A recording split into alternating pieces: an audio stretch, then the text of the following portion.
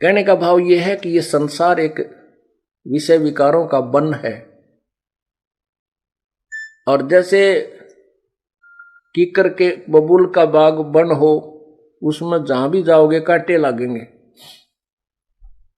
तो ये संसार जो है ये बबूल का वन है, इसमें कदम कदम पर पैराम ना लगेंगे तो मुंह पर लगेंगे, कितने न कितने हाथ में लगेंगे, यानी कोई न कोई कष्ट इस संसार में आपको बना ही रहेगा। बेगमपुर बाग में चलो जहां पर कांटे नाम की चीज नहीं, बेगमपुर, बेगम, जहां कोई कष्ट ना हो, कोई दुख ना हो, कोई गम ना हो। अब ये जैसे ये जो शब्द इस दास ने सुनाया है, ये एक नित्यानंद जी संत हुए हैं, उनका उनकी इसमें छाप लगी है। और वैसे ये यही शब्द कबीर परमात्मा की शब्दावली में भी है, उसमें 2 लाइन और एक्स्ट्रा है।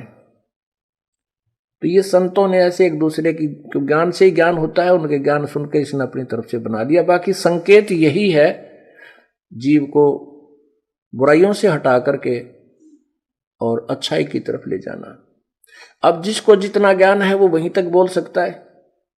नित्यानंद जी के गुरुदेव जो है गुमानी दास जी विष्णु उपासक थे।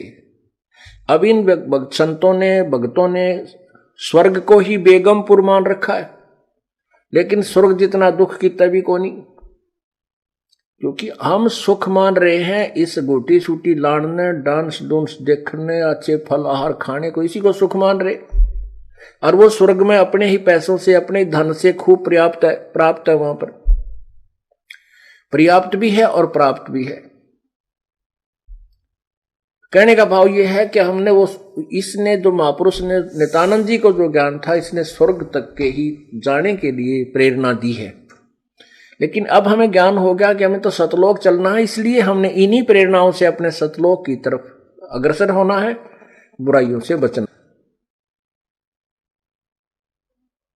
कहते हैं भौरा ना भर में इस विष के वन में, विषय विकारों का जो जहर रूपी जो वन है, इसमें मत चल बेगमपुर बाग रे, सतलोक को चल।